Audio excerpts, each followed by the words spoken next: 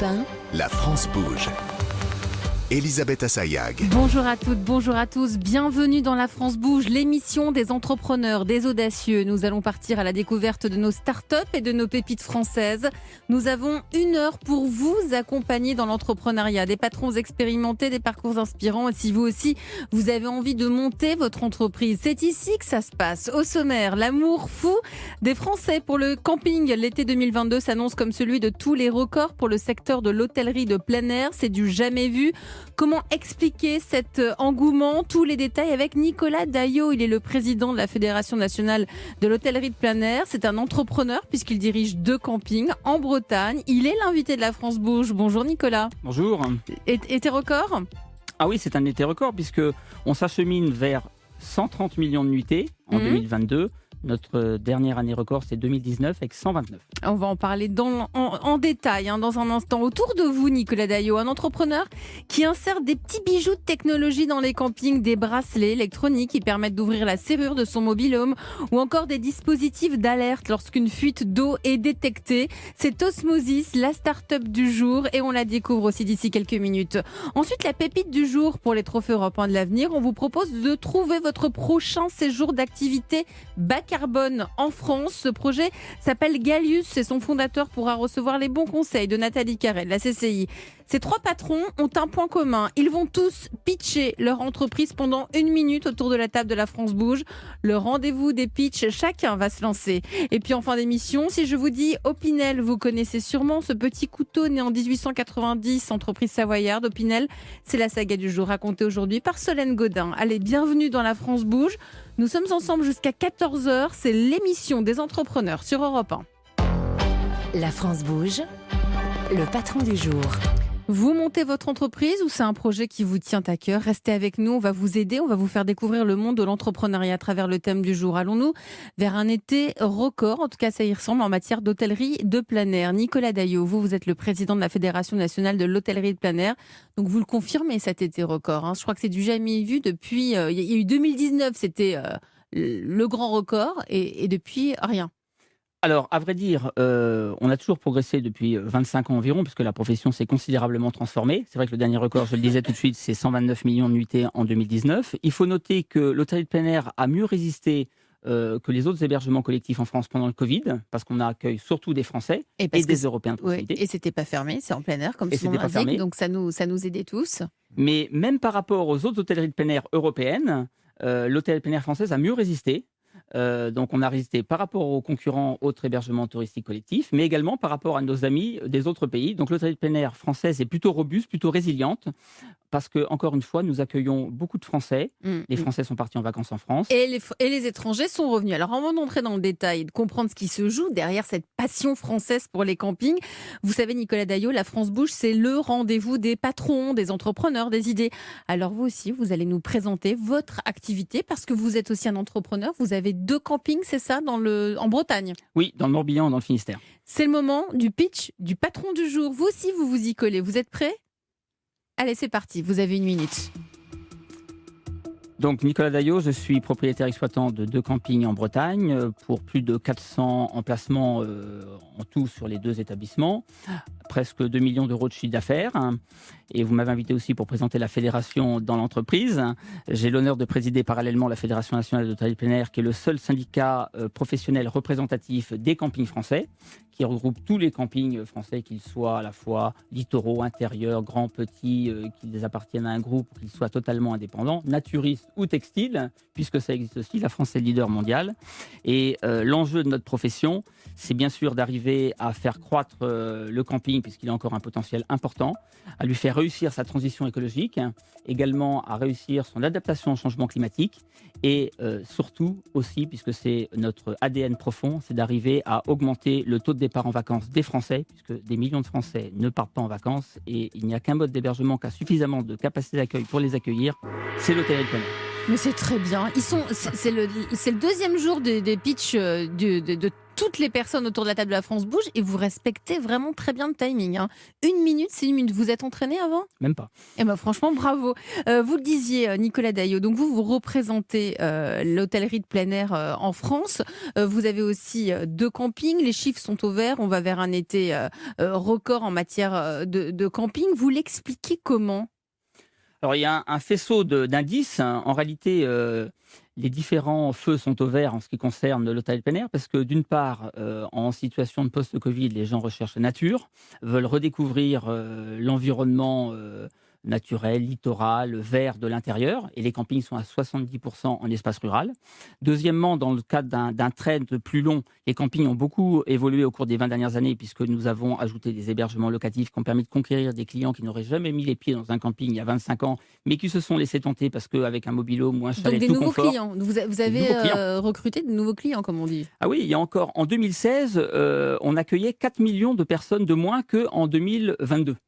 Donc on ne cesse d'accueillir de nouveaux clients qui ne sont pas des campeurs historiques. On a gardé toute notre clientèle historique et on a réussi à convaincre de nouveaux clients parce qu'on s'est transformé, parce qu'on propose de nouveaux hébergements, mais surtout parce qu'on propose aussi de nouveaux équipements et de nouveaux services. Donc quand vous dites de nouveaux hébergements, vous êtes transformé, ça veut dire quoi ? Que le camping aujourd'hui, c'est plus la tente avec le réchaud ?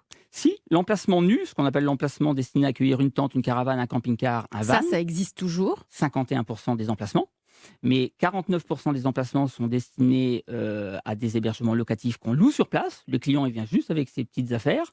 Tout est fourni sur place. Mais il vient avec quoi quand vous dites Eh bien, il vient avec sa petite valise, avec sa voiture. Et ce sont des bâtiments ? Ah non, pas du tout. Ce sont des véhicules. Des véhicules. Ou Ce sont les fameux mobil-homes. Les mobil-homes, mais pas seulement. Les roulottes, les chalets, les yourtes, les cabanes dans les arbres, etc. Tout un tas d'hébergements nouveaux qui nous ont permis d'augmenter de manière importante notre chiffre d'affaires au cours des 20 dernières années, puisqu'on est passé de 800 millions à 3 milliards de chiffre d'affaires aujourd'hui, tout en perdant 1500 établissements, puisqu'on a une disparition des campings, on pourra en reparler si vous le souhaitez.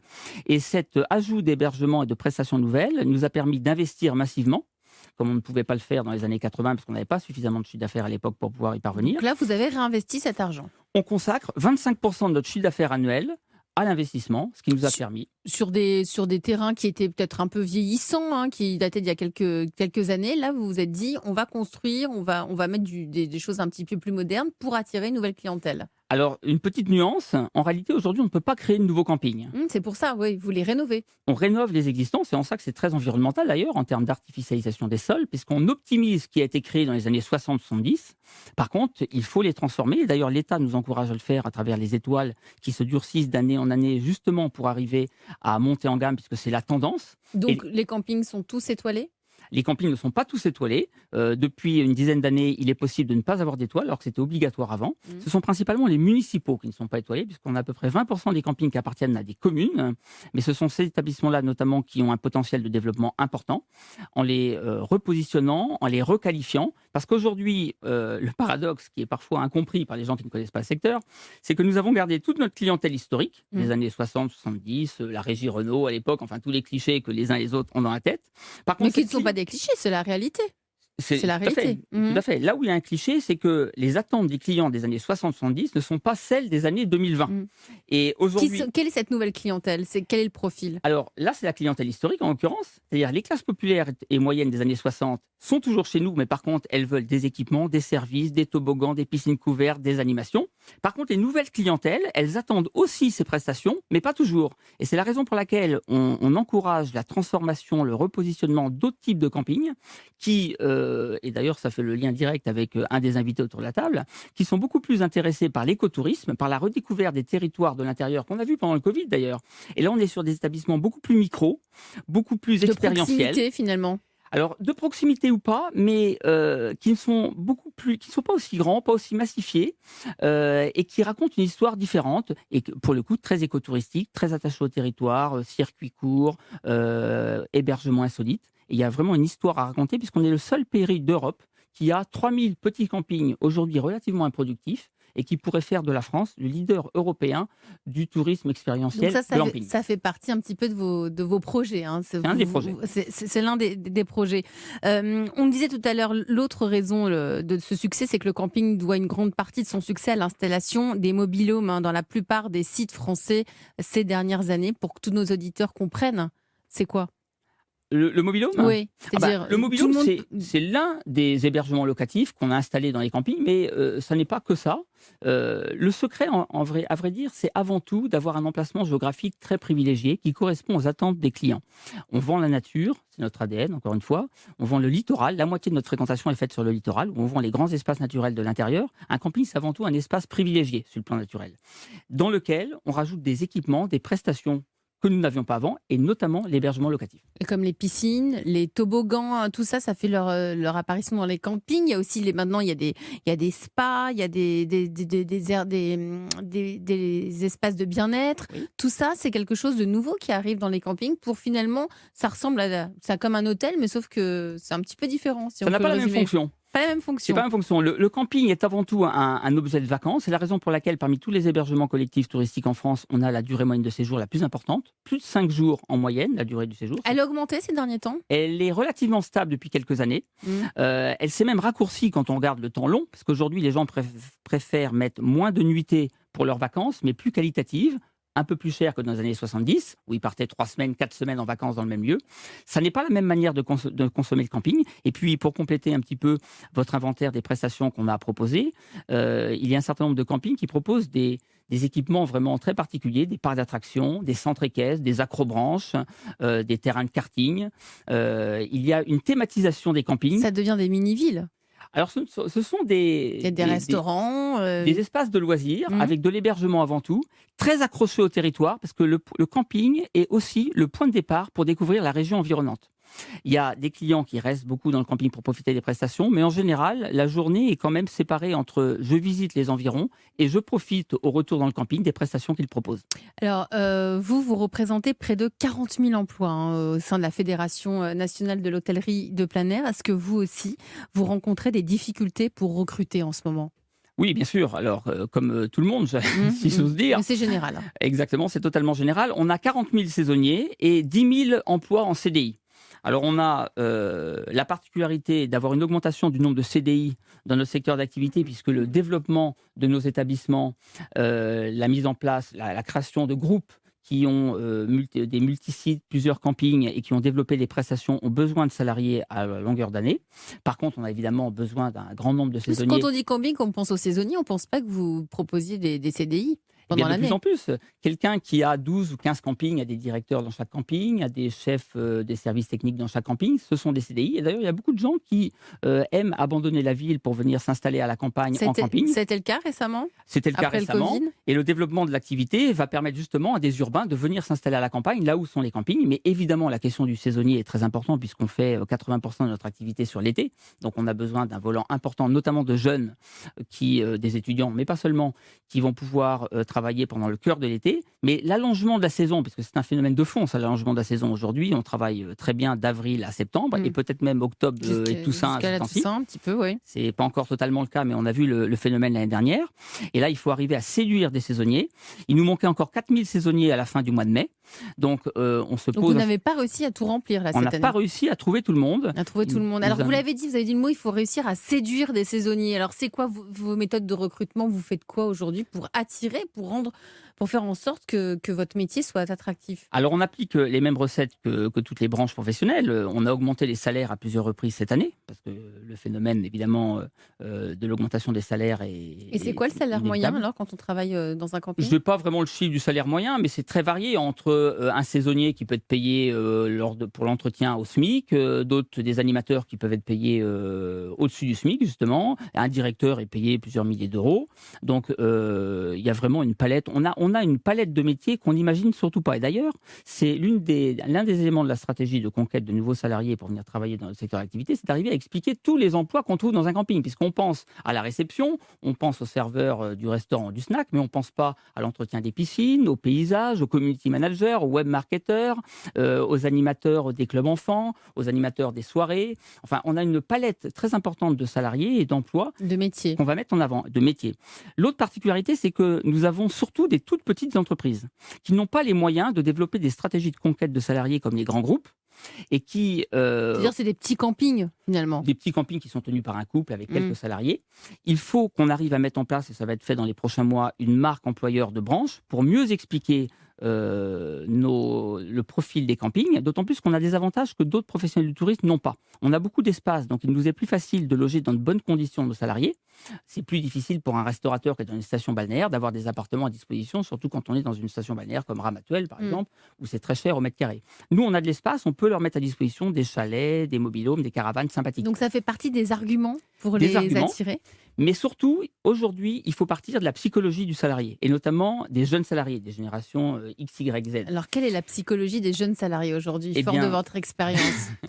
Eh bien, c'est comme dans de nombreux secteurs, il faut arriver à leur donner la possibilité de profiter de leur été. Ils veulent aussi profiter des festivals, ils veulent avoir des repos connus à l'avance, ils veulent ne pas trop travailler, ils ne sont pas demandeurs d'heures supplémentaires. Ils vous disent qu'on n'a pas envie de trop travailler. Il y a 10 ou 15 ans, ils étaient très contents de faire des heures supplémentaires pour augmenter leur salaire. Aujourd'hui, ils préfèrent avoir un salaire tel que prévu au départ, mais pour profiter de leur soirée, de leur jour de repos. Et vous vous adaptez à cette demande? Et on s'adapte à cette demande. Ça nous oblige parfois à reconfigurer une partie des prestations proposées dans nos établissements, mais comme peuvent le vivre les restaurateurs également, qui malheureusement sont obligés parfois de fermer 2 jours par semaine, 2 jours et demi parfois, faute de personnel. On se posera ce genre de questions. Et puis la technique va venir nous aider. On travaille notamment avec le Welcome City Lab, qui est le premier incubateur de start-up en France pour le tourisme, justement pour arriver à numériser les campings de façon à gérer mieux les plannings aussi. Gérer mieux les plannings, gérer mieux les flux, automatiser l'ensemble des process. Anticiper les taux de remplissage. Anticiper également et surtout permettre à nos salariés de profiter de leur repos. La France bouge, Nicolas Daillot, c'est aussi mettre en relation donc des grands patrons comme vous avec des startups et des grands patrons. Je vous présente Yves Boulot. Yves Boulot, bonjour. Bonjour. Yves Boulot a fondé une start-up qui accompagne les campings dans leur transition numérique. C'est bien cela? Tout à fait. Alors, je suis le cofondateur avec Gérard Tremblay. Nous sommes donc 2 ingénieurs. Alors, on se connaît de longue date. Et votre entreprise connaît aussi une croissance fulgurante? Alors, fulgurante, en tout cas importante, puisque ça fait partie des promesses que l'on a fait au marché, puisque nous sommes cotés en bourse depuis 2017. Donc, nous avons, j'allais dire, aussi à délivrer ce que nous promettons, et avec un accompagnement de partenaires financiers. La technologie au cœur des campings. Vous restez avec nous, Yves Boulot, dans moins d'1 minute. Vous aussi, vous allez pitcher Osmosis, c'est le nom de votre entreprise. 13h19 sur Europe 1, c'est le fournisseur de Wi-Fi, des services connectés dédiés au camping. 20 ans, plus de 20 ans que son fondateur imagine le camping connecté. Il couvre aujourd'hui 30% du marché. C'est une entreprise française. Osmosis, c'est la start-up du jour. À tout de suite. Europe 1. La France bouge. Elisabeth Assayag. La France bouge, si vous nous rejoignez, merci d'être avec nous. La France bouge qui vous aide à monter votre entreprise, à en savoir plus sur les parcours de vie des entrepreneurs, comment ils en sont arrivés à lever des fonds, à recruter. C'est un vaste sujet en ce moment. Aujourd'hui, nous parlons des campings. Et oui, parce que c'est un été record pour les campings et l'hôtellerie de plein air. C'est simple, c'est du jamais vu. C'est ce que vous nous dites, Nicolas Daillot, depuis le début de l'émission. Vous êtes le président de la Fédération nationale de l'hôtellerie de plein air et vous êtes aussi un entrepreneur puisque vous dirigez 2 campings en Bretagne. Nous sommes toujours avec vous, Yves Boulot, cofondateur d'Osmosis, la start-up qui accompagne la transition numérique des campings. La France bouge. La start-up du jour. Alors Yves, on le disait, vous êtes celui qui accompagne l'hôtellerie de plein air dans la transition numérique. Tout a démarré en 2005. En 2005, oui, avec donc 2 ingénieurs, Gérard Tremblay et moi-même. Nous avons donc créé cette entreprise autour d'une idée de fabriquer des équipements Wi-Fi. Donc on est fabricant en fait de notre technologie avant tout, et ensuite on a trouvé l'opportunité par une rencontre de pouvoir Wi-Fiser un premier camping, donc notre voisin, et ensuite de bouche à oreille, ça s'est poursuivi comme ça. Aujourd'hui, nous comptons donc 80 collaborateurs. Nous faisons en 2021 9,6 millions de chiffre d'affaires. Nous sommes présents dans 5 pays. Toujours une grosse part de R&D. Donc une grosse part de recherche et développement. Tout à fait, 18%. Vous faites partie, Yves Boulot, de ceux qui ont imaginé le tourisme connecté de demain. C'est un petit peu ça. Je vais d'abord vous demander, puisqu'évidemment, chacun s'y colle, de pitcher Osmosis, même si vous avez déjà un petit peu commencé. Alors, oui, là. Voilà, allez, on y va. Mais on attend quand même le top départ. C'est parti. Alors, je le refais. Donc, Osmosis, nous sommes le spécialiste de la transition digitale pour les villages vacances et les campings.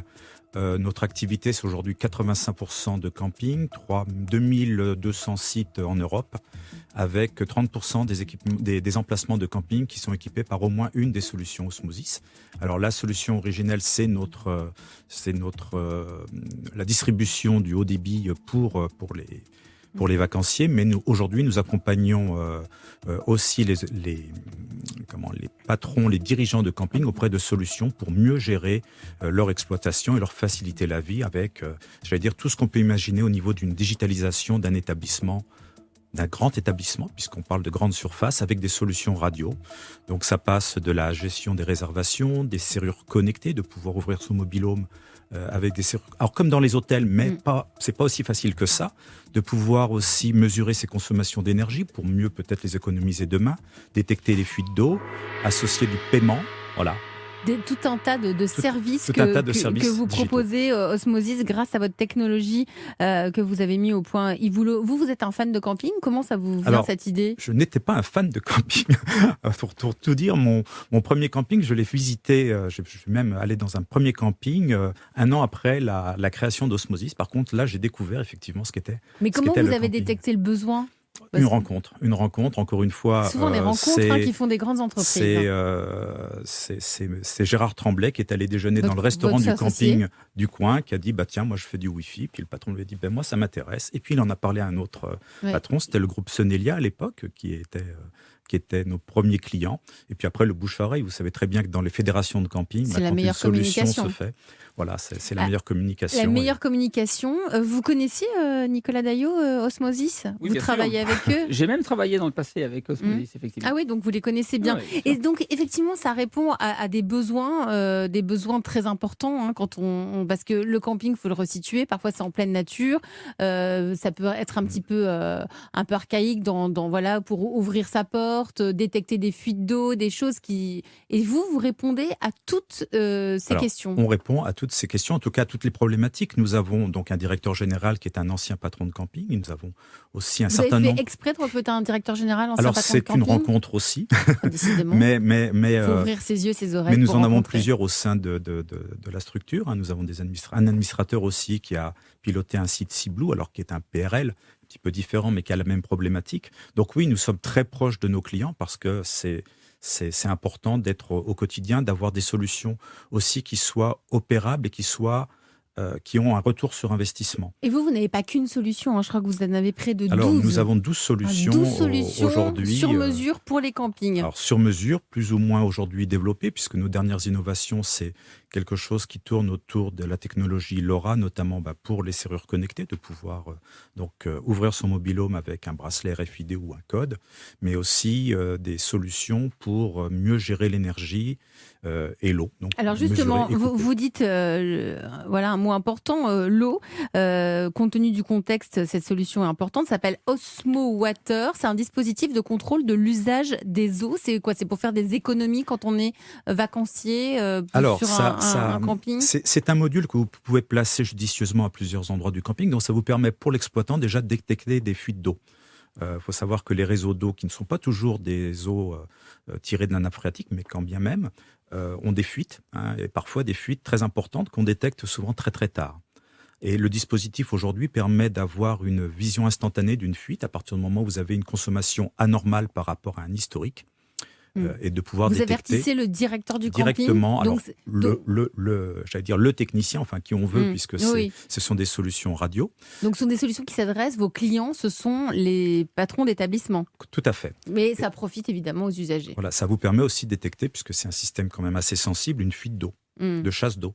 Alors, sur 50 mobil-homes ou 200 mobil-homes, si on a un mauvais équipementier en fuite d'eau, ça fait des factures qui montent très très vite. Vous êtes coté en bourse, Yves Boulot, avec Osmosis. Est-ce que ça signifie que vous cherchez à être toujours encore plus performant ? Alors, l'idée d'être coté en bourse, bien sûr, c'est d'être performant, c'est notre ADN technologique, puisque encore une fois, nous sommes des ingénieurs au niveau de nos créations. Mais l'idée d'être coté en bourse, c'est de nous apporter la notoriété, puis d'être transparent, puisque évidemment, tout ce que l'on fait, il faut en parler, et puis d'apporter des solutions qui soient aussi en adéquation avec ce que veulent nos actionnaires et nos clients.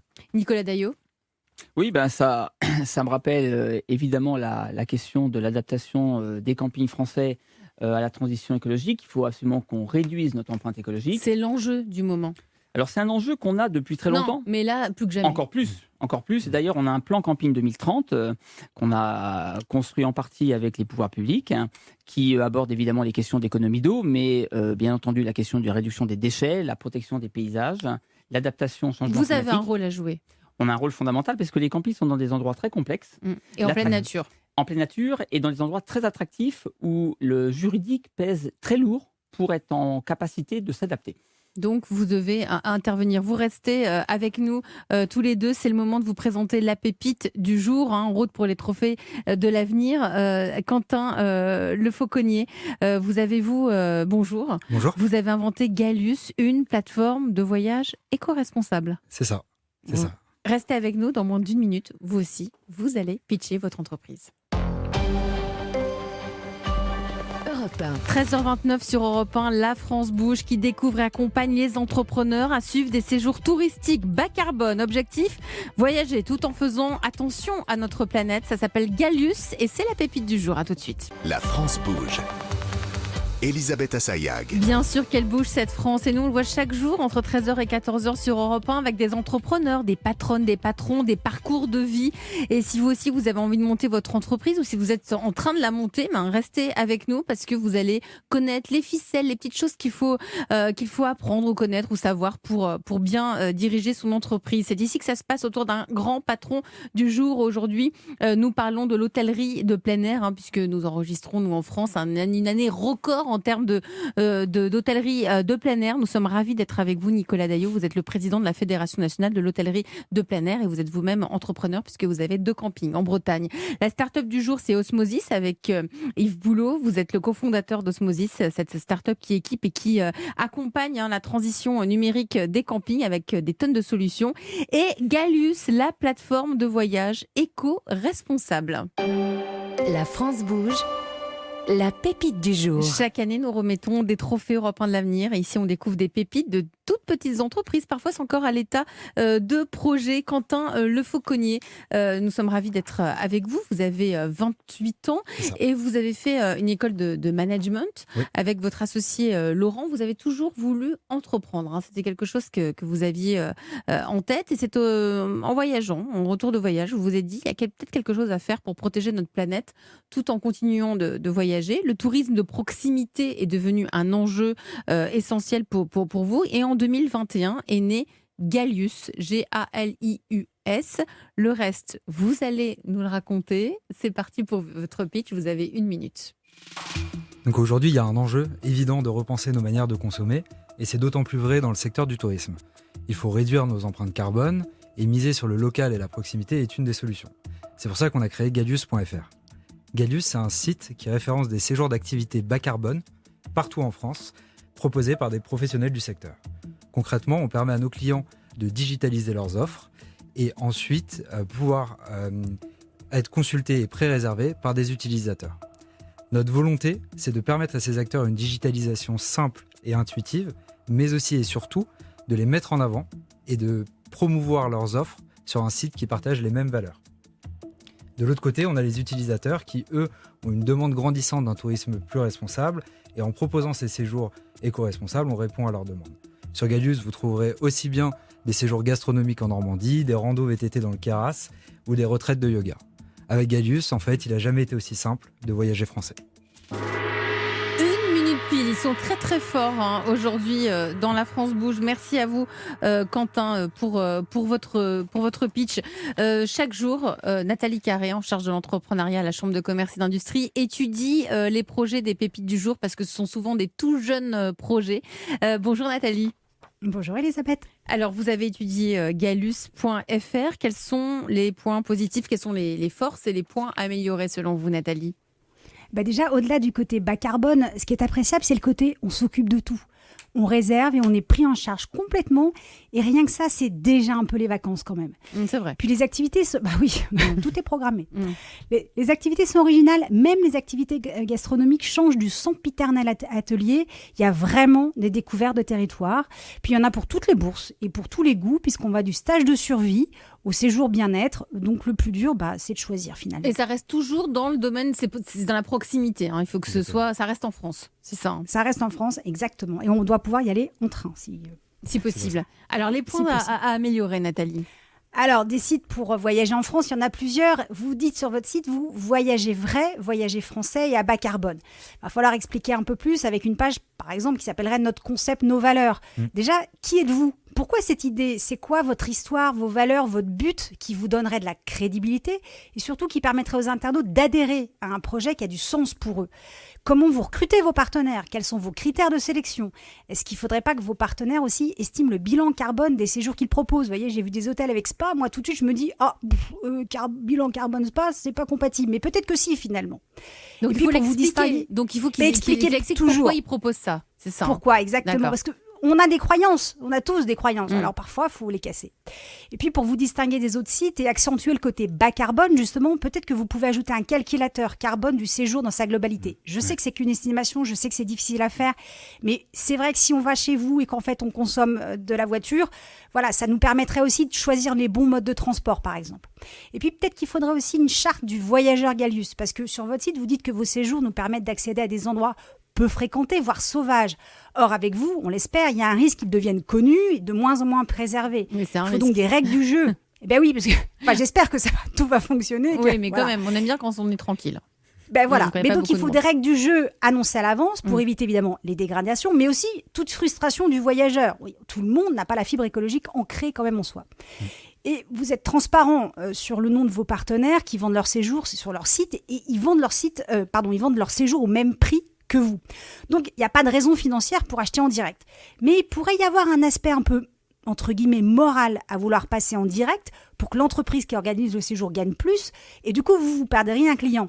Donc, il faudrait peut-être apporter des explications sur votre partenariat, sur la rémunération de chacun, sur comment vous partagez en fait la valeur, puisque l'un des enjeux, vous l'avez dit, c'est de participer à la pérennité de vos partenaires. Donc vous prenez plus de transparence, Nathalie. Plus de transparence pour que, oui, vous savez bien, sur Booking TripAdvisor, on repère l'hôtelier, puis on va acheter en direct. Bon. Et puis, enfin, la visibilité. Incitez vos clients à poster leurs photos avec une contribution écologique en échange, un shampoing solide ou des sacs réutilisables, peu importe. Et exploitez mieux la partie carnet de voyage en faisant le lien avec les aventures racontées par vos clients et vos séjours. Même si vos clients parlent d'aventures qu'ils ont faites en solo, vous pouvez proposer un séjour similaire que d'autres internautes pourraient acheter, attirés par le récit et par les photos partagées. Et finalement, Galius, plus qu'une plateforme de voyage, c'est la plateforme des acteurs des voyages différents qui veulent nous proposer des séjours qui allient découverte, sérénité, proximité pour le plaisir de tous et surtout de la Terre. Ça, c'est une bonne punchline aussi. Hein. Ouais. Merci Nathalie Carré. Oui, vous allez regarder, vous pouvez la réécouter, évidemment. Les bons conseils de Nathalie Carré. Votre réaction, Quentin, il y a eu pas mal de choses qu'a abordé Nathalie, notamment sur accentuer le côté bas carbone. Cette charte, je vous voyais dire, oui, c'est vrai, elle a raison, sur la charte du voyageur Galius. Est-ce que ça c'est quelque chose qui fait sens chez vous ? Oui, c'est comme appartenir à une communauté, finalement. Exactement. Donc la notion de communauté, de pédagogie et même de clarification du message sur la notion de bas carbone, c'est nos préoccupations du quotidien avec Laurent. Parce qu'en fait, aujourd'hui, quantifier l'empreinte carbone d'un séjour dans sa globalité, donc du départ du voyageur jusqu'à son séjour sur site, c'est quelque chose de très complexe. Il y a évidemment des entreprises qui sont en train de construire des outils qui permettraient justement d'avoir une mesure très précise de l'empreinte carbone de chaque séjour. Et ça, notre ambition, évidemment, c'est de pouvoir travailler avec ces gens-là pour avoir une réponse claire et précise, toujours en transparence. Nous, notre position, elle est justement d'éviter une forme de greenwashing, de dire qu'on fait du bas carbone pour faire du bas carbone. Donc vous rentrez dans le détail et dans les explications. Exactement. Et c'est pour ça qu'aujourd'hui, on précise séjour d'activité bas carbone, parce qu'aujourd'hui, il y a uniquement l'activité qu'on peut qualifier de bas carbone. Après, que le voyageur choisisse la voiture ou le train pour venir à un séjour Galius, pour l'instant, il incombe à sa responsabilité et on ne peut pas le mesurer. Évidemment. Voilà. Nicolas Daillot, vous êtes le président de la Fédération nationale de l'hôtellerie de plein air. Votre regard sur cette pépite du jour, sur Galius ? C'est une très belle aventure, mais ça m'appelle un certain nombre de remarques par rapport à ça, puisque là aussi, en creusant un petit peu ce dossier, on peut tomber dans des clichés et oublier certains fondamentaux. Surtout qu'aujourd'hui, depuis quelques années, on parle de surtourisme, on n'a plus le droit d'employer l'expression tourisme de masse, volume, etc. En réalité, il faut bien différencier l'écotourisme, et c'est un segment très intéressant sur lequel la France doit être efficace pour arriver à rester... Dire, vous travaillez énormément là-dessus. On travaille aussi, beaucoup là-dessus, au sein de la mais Fédé. attention, l'écotourisme, c'est un segment qui correspond aux attentes de certaines catégories socioprofessionnelles bien identifiées. Une partie importante des classes populaires et des classes moyennes se préoccupe aussi de l'écologie, mais pas au point d'en faire le critère fondamental du départ en vacances. Donc vous distinguez l'écotourisme Et bien du tourisme en du général. tourisme en général. Il faut réduire l'empreinte écologique de l'ensemble du tourisme, français et international, incontestablement. Mais l'écotourisme, c'est un segment particulier, avec des valeurs particulières, recherchées par un segment de clientèle. Ce qui est très important, et c'est la spécialité du camping, c'est que pour nous, qui sommes le leader du tourisme social, le volume est très important pour arriver à proposer des prix bas. Car seul le volume permet d'arriver justement à faire du tourisme social. Et puis l'autre point important, même si cette start-up a une fonction totalement intéressante pour arriver justement à développer l'écotourisme, ça me fait penser quand même à un point saillant de l'hôtellerie de plein air et à son développement depuis quelques années, c'est que nous sommes l'un des modes d'hébergement les moins intermédiaires du marché. En réalité, la plupart des clients, ils réservent en direct dans les campings. Alors, on a aussi des agences de voyage en ligne, et d'ailleurs, certains campings ont besoin de ces agences de voyage en ligne parce qu'elles n'ont pas forcément la compétence en interne pour aller chercher le client. Il y a le booking du camping. On a plusieurs bookings du camping. On a d'ailleurs une charte avec les bookings du camping, si je reprends votre expression. Mais la majorité des campings travaillent en direct avec le client, et c'est ça qui nous permet d'être dynamique, puisque l'absence de commission permet de conserver un haut niveau d'investissement. Mais vous pensez que ça va durer, ça, de passer en direct? On si essaye vous d'avoir... souhaitez vous multiplier, si vous souhaitez en voir encore plus de clients, est-ce que c'est possible de continuer ainsi? Eh bien, on a une clientèle française importante qui recherche beaucoup sur Internet, d'où l'importance justement d'arriver à monter en compétences au sein des campings pour arriver à être très performant en ligne avec ses propres clients, entretenir le lien pour conserver un taux très élevé de réservation en direct. Yves Boulot, pendant que Nathalie Carré parlait, je vous voyais prendre des notes, notamment sur le calculateur carbone qu'elle proposait. Vous avez l'air de dire que c'était essentiel. Oui, alors c'est essentiel parce que d'une part, c'est une démarche que nous avons au sein d'Osmosis, puisque nous sommes dans une démarche de net initiative au sein de la société, mais aussi parce que nous proposons des solutions de mesure. Votre consommation d'eau et d'électricité peut être associée à un mobil-home et donc à un séjour. C'est-à-dire qu'en bas de votre facture, on peut très vite pouvoir ressortir combien vous avez consommé. Est-ce que vous avez eu des gestes écologiques en éteignant vos lumières, en coupant votre clim? Et ça, vous pouvez l'avoir en bas de votre facture. Donc, et ça, vous pouvez peut-être faire quelque chose avec Gallus? Alors voilà, il faut encore une fois équiper tous les campings. Mais c'est vrai. Mais c'est vraiment une envie que nous avons d'aller dans cette idée-là. Et en plus, bien sûr, il y a un modèle économique parce que le camping doit pouvoir, réduire ses coûts. Il faut réduire ses coûts. Vous, Yves Boulot, vous faites aussi très attention à votre politique RSE. Vous évaluez votre bilan carbone? Alors, nous l'avons évalué puisque nous sommes dans une démarche RSE depuis plusieurs années. Nous avons récemment été accompagnés par Greenly pour arriver vers l'objectif du zéro carbone. Et nous avons comme objectif, puisque nous avons publié tout ça hier soir, c'est un hasard par rapport à l'émission, un objectif que chaque salarié à 4 ans ait un bilan carbone d'1 tonne de CO2.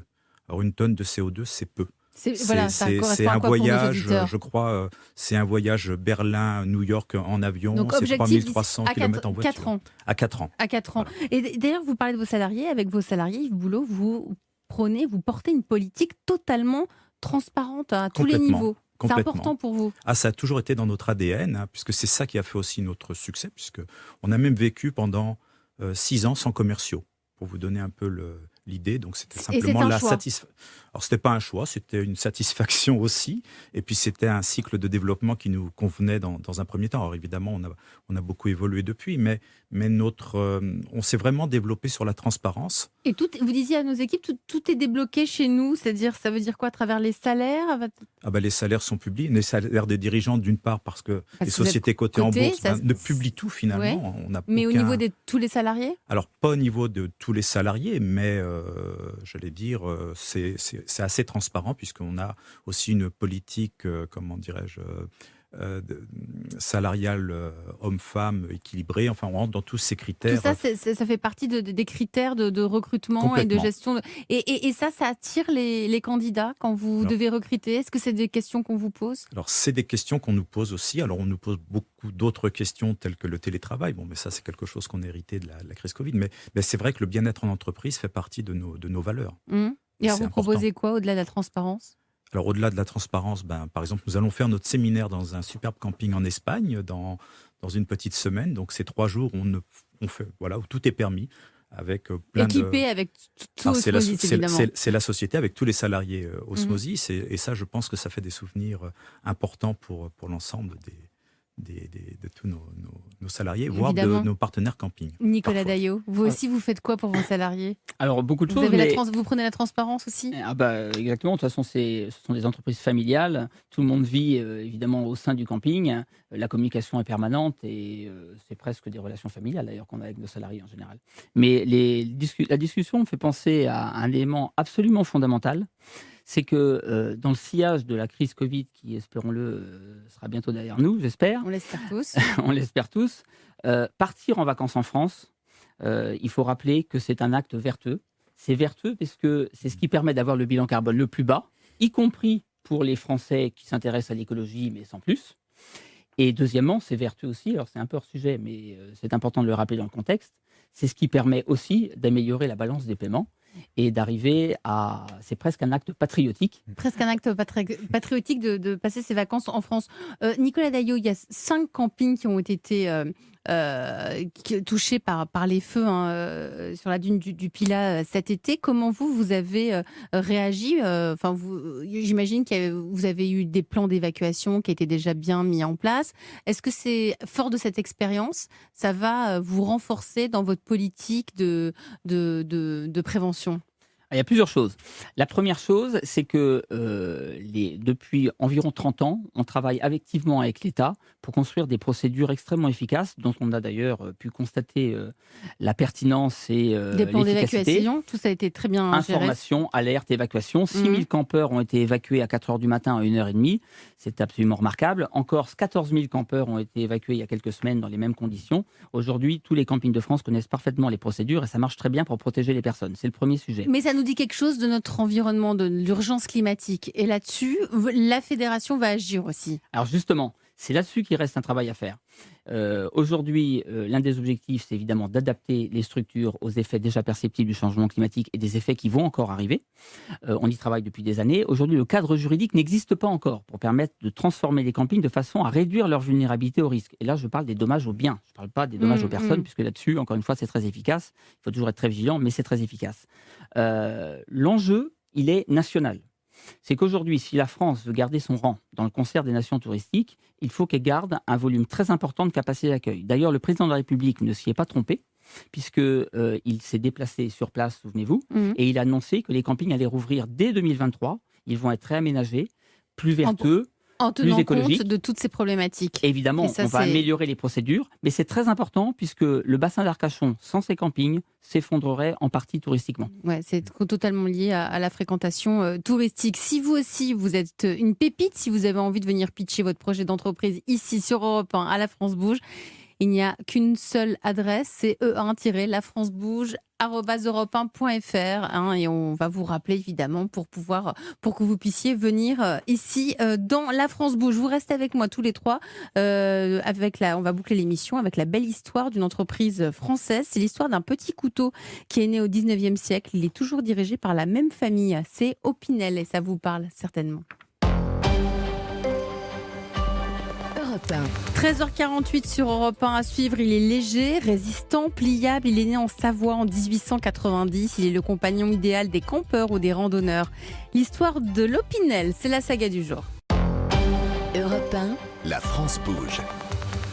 Elisabeth Assayag. C'est déjà la dernière partie de cette France qui bouge dans les campings. Innovation, accueil, numérisation des campings. C'est un été record, cet été 2022, dans la fréquentation des campings de l'hôtellerie de plein air. Et nous sommes le leader mondial, on peut le dire, Nicolas Daillot. Avec les États-Unis. Avec les États-Unis. Bon, Sans doute. mais nous d'abord, quand même, non? Non, nous après. Nous après. Mais leader d'Europe. Mais leader d'Europe. Vous êtes le président de la Fédération nationale de l'hôtellerie de plein air. Vous êtes aussi entrepreneur puisque vous avez 2 campings en Bretagne et vous êtes le patron du jour. La start-up du jour, c'est Osmosis avec vous, Yves Boulot, qui accompagne la transformation numérique des campings. Et la pépite du jour, c'est Galius avec vous, Quentin Le Fauconnier. Dans la France Bouge, on aime revenir sur l'histoire d'une entreprise française qui existe depuis longtemps, dont le nom nous dit tous quelque chose. Elle fait la fierté de notre tissu économique. Aujourd'hui, dans cette France Bouge consacrée au camping, gros plan sur un petit couteau qui accompagne souvent les campeurs.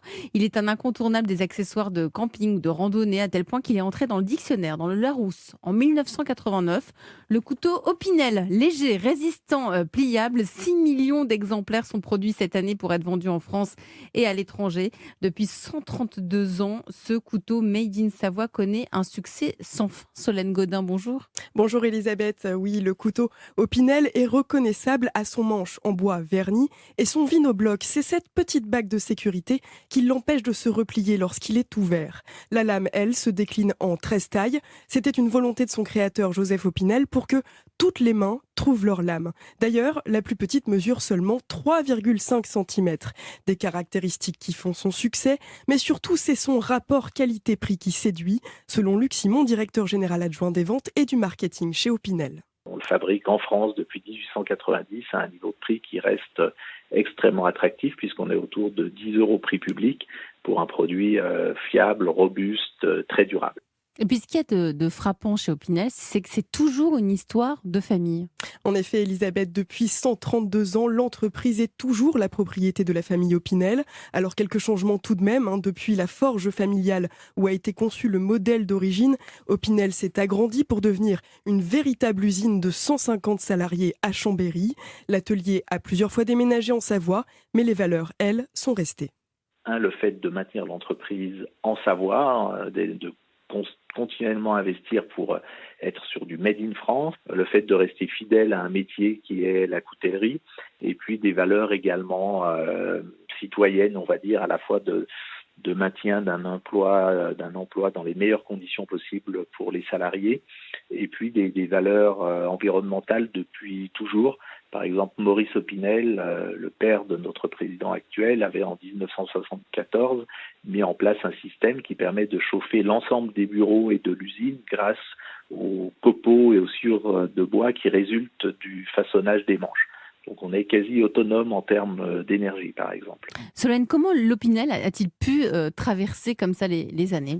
Alors Elisabeth, depuis une quinzaine d'années, Opinel aiguise sa gamme jardinage, voile et même un couteau pour les enfants pour apprendre à cuisiner en toute sécurité. Et dernière innovation en date, une gamme pique-nique sortie en juillet dernier. On voulait absolument éviter vous savez, les couverts en plastique jetables ou des choses pas très durables. Et là, en fait, ce sont des inserts en métal, l'un qui est une fourchette, l'autre une cuillère, qu'on peut insérer dans le couteau fermant. On referme la bague de sécurité et on a de façon immédiate, en plus du couteau, une fourchette ou une cuillère extrêmement efficace pour aussi bien les pique-niques outdoor que le déjeuner au bureau. Alors Opinel, c'est aussi un mythe du design. Un exemplaire est d'ailleurs exposé au MoMA, le musée d'art moderne de New York. Merci Solène Godin. L'Opinel, je vous vois tous un petit peu sourire autour de la table. Ça nous dit tous quelque chose. Et puis en plus, c'est une histoire de famille. C'est ça qui nous a frappé, nous, en préparant cette émission, Nicolas Daillot. Oui, c'est tellement camping compatible. C'est pas cher, c'est simple. Comment ne pas pique-niquer sur son emplacement dans l'herbe avec un Opinel au pied de sa tente ou de son van, c'est bien c'est français. pas possible. C'est bien français. Yves Boulot, je crois que vous aussi, concernant Opinel, vous disiez à nos équipes, nous on est un peu comme un Opinel finalement. On a le couteau suisse des campings. Voilà, l'idée c'est d'apporter des solutions en fonction des besoins. Encore une fois, nous sommes très très proches de nos partenaires parce qu'on les rencontre au quotidien. Et l'idée de nos solutions sont réellement venues du terrain. Du terrain, c'est ça. Vous partez du terrain, de la demande pour pouvoir Et bâtir. si c'est faisable et économiquement viable. Économiquement, parce que ouais. ça sert à rien de faire des choses géniales Qui rapporte qui rien. rapportent rien Ouais. ou qui n'apportent pas d'économie. Mais vous, pour- en montant votre entreprise, vous le saviez que ça allait tout de suite marcher et donc vous faire gagner Non, on votre le savait vie. pas. Mais c'est parce que vous répondez à un besoin et vous avez mis Alors- en place une technologie. C'est important quand on a Alors, mis en place c'est un c'est processus technologique. Tout à fait. C'était important pour nous de maîtriser la technologie en tant qu'ingénieur, parce qu'au départ, finalement, il y avait d'autres solutions sur le terrain, des solutions qu'on trouve dans l'hôtellerie traditionnelle. Bon, nous sommes vraiment partis sur une technologie radio extérieure pour des grands espaces. Donc c'est vraiment ça qui fait la différence de la structure de notre société. On s'est positionné sur ce segment-là. Vous avez des concurrents? Alors, on a des concurrents qui font du Wi-Fi également dans les campings, bien sûr. Mais bon. Mais nous sommes mais vous- aujourd'hui 30% du marché du camping. Le leader en France. Quentin Le Fauconnier, je crois qu'au Pinel, ça vous inspire parce que vous aussi, vous êtes dans ce tourisme local, ce tourisme de proximité. Donc, évidemment, il y a ce tourisme aussi autour de l'artisanat. Complètement. Mm. C'est un accessoire pleine nature. Comme le disait Nicolas, c'est un outil indispensable pour les randonnées. Là, ils ont sorti aussi un couteau pour les champignons, très spécifique pour la cueillette de champignons. Donc ça appelle vraiment, c'est un élan, un point de départ d'un séjour, d'une évasion, d'une balade en forêt. Donc, Et tout ça se donc c'est un passe bon compagnon. évidemment en France. C'est déjà la fin de votre émission. Nicolas Daillot, vous nous disiez, nous on a besoin de saisonniers, on a besoin de recruter. Hein, vous avez besoin, c'est le moment de lancer un appel, je crois. On fait quoi si on a envie de venir travailler dans un camping en France? On vous appelle comment?